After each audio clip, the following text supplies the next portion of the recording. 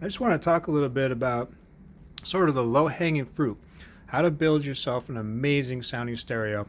And we're not talking about audiophile grade stuff at all. We're just talking about everyday equipment on the higher end, maybe, of everyday equipment. But I like to buy things secondhand. So, for example, this Denon receiver, it's a 3310. So that's 2010 roughly, which means it still has HDMI cords and HDMI ports and switching and all that, but no 4K, no DTS:X. This is just a listening stereo. But what it does have is a 7 amp power rating on the back. So to put that in perspective, if you find a receiver that's 2 amps, that's probably just it'll be a decent receiver. If you find one that's 4 or 5 or 7 or 9 amps, you're getting into the more powerful machines. And the reason you would want that extra power is really not necessarily for more loudness. It's more for effortlessness. So that's something that's kind of hard to put your finger on. It's a little bit subjective, but you want the sound to be effortlessly loud. And if it's effortlessly loud, you won't mind turning it up, and it won't have as much listening fatigue. And that same principle absolutely goes along with subwoofers as well. But anyways, this receiver, it is powering these speakers. And this is probably one of the most important parts, is understanding that you don't need a lot of money invested in your speakers. I paid $175 for these off of Craigslist or Facebook Marketplace. Probably they were originally $800 or $1,000 MSRP. But they didn't come with grills. I don't care. This is a basement stereo, for example. But two 8-inch woofers with a nice high-quality metallic tweeter, which I'm just as happy with silk as I am with metallic. I probably actually prefer silk even. But they have extremely good clarity.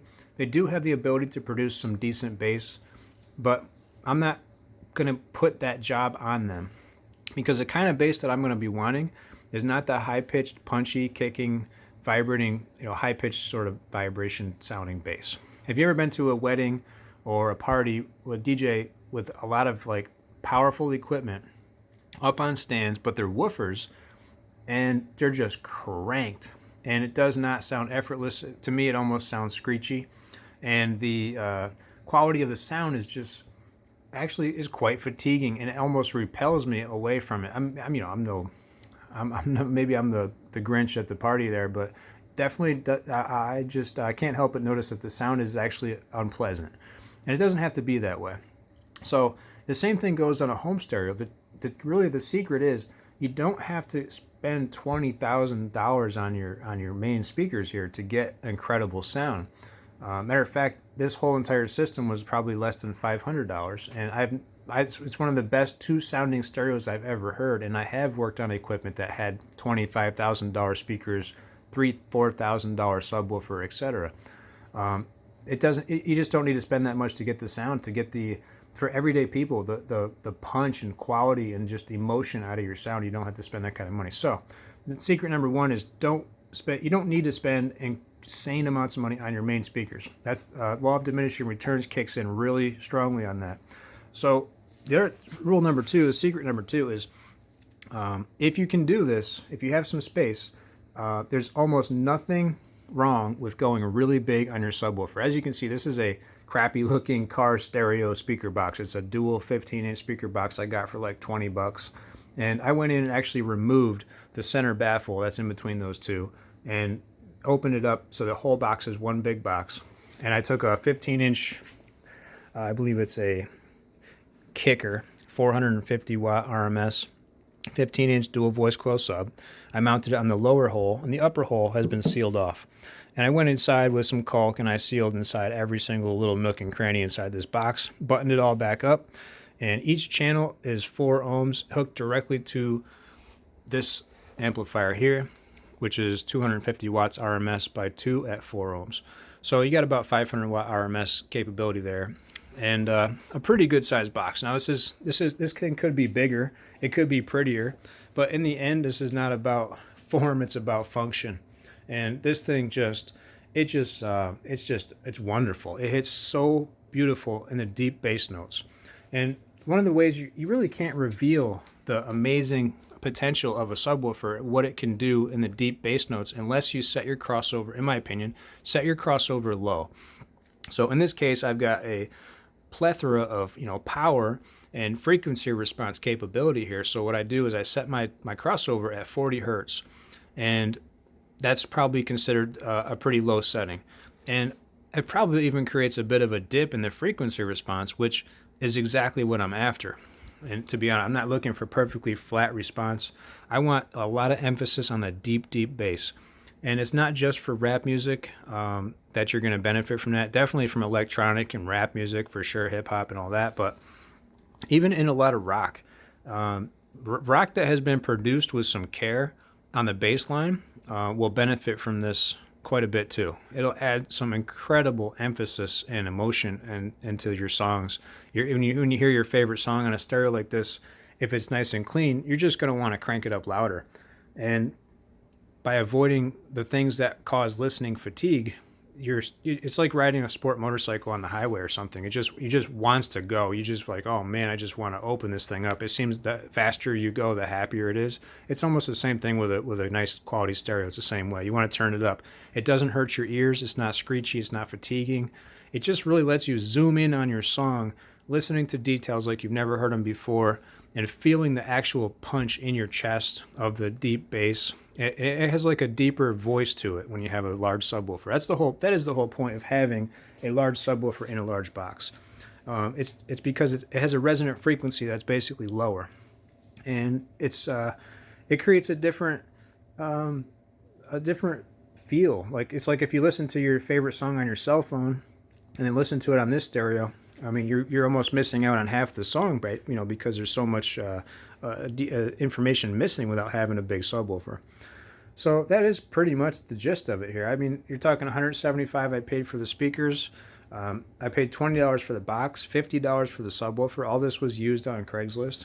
As you can see, I don't have any expensive wires here. This is some twisted speaker cable and some 14 gauge speaker cable. Nothing fancy. No super expensive stuff. This is an old laptop that I had. It's a Sony, and it's got optical digital output, so it's hooked up directly to the receiver by an optical Toslink cable, which was like $5.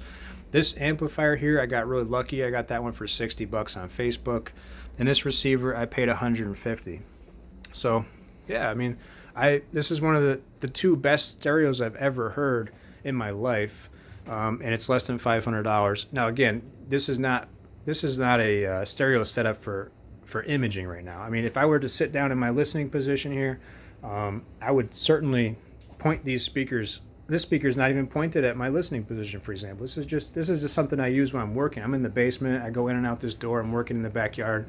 So that's not what this stereo is really for. But you could certainly position these speakers and point them at your listening position and try to really sit down and have a beer and listen to your music that way, for sure. But that's not what it really is designed for. But it does work well that way too. Another little secret I'd recommend is if you have a situation like this where you have some space and you're going big on your subwoofer, one of the things you can do is pull your subwoofer away from the wall.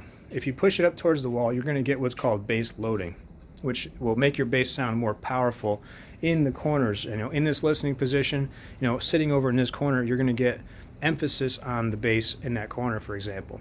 But if you pull your speaker away from the wall, it sort of evens things out throughout the entire listening space, throughout the entire house and into the backyard, etc. You're going to get a more balanced sound. You're still going to get peaks and valleys and bass loading on the corners a little bit, but it'll reduce it. And so you can make up for that for the fact that you have a large, powerful subwoofer with a large amplifier. You just turn it up a little more. So now you're going to have a more balanced sound throughout the entire space, especially if you have a party, you have a group of friends standing around. One person is standing in the middle of the room is not going to hear any bass. The other person in the corner is going to get blasted if you're using the bass loading technique.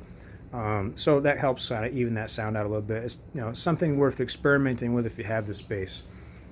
And of course, if you're trying to do this and make it look pretty, you most certainly could. I just don't put a lot of emphasis on the appearance of it, but I really just enjoy the functionality of it and the utility of it. And and it's also fun that you can do it for so cheap. I have a whole nother stereo upstairs that's got an 18-inch subwoofer with a 300 watt amplifier and a 9 amp Onkyo. I found this Onkyo on Facebook for like $75.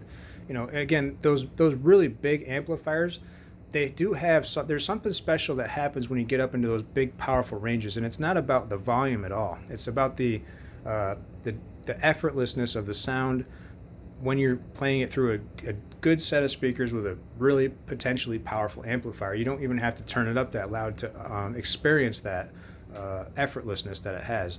So those basic qualities, the deep bass, the effortlessness, the lack of listening fatigue, those are the low-hanging fruit on a stereo.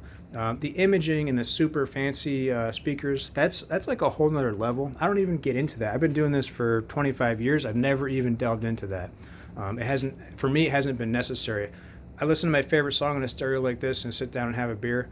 Or even without a beer, you're getting a natural high from that. If you're into music, if you truly love music, to hear it played back with that level of power coming out of that, you're going to feel it in your chest. You'll feel it in the air, the vibrations, and it's really something. So highly recommend to give it a shot. If you have a basement situation, or you want to build something that's really exceptional without spending a lot of money, you can most certainly do it. If you guys have any questions, comments, please post them up. If you subscribe, I appreciate it. This channel is not set up for subscription. It's actually set up to cover lots of different topics, but the subscription really helps me with YouTube's metrics. So thank you very much.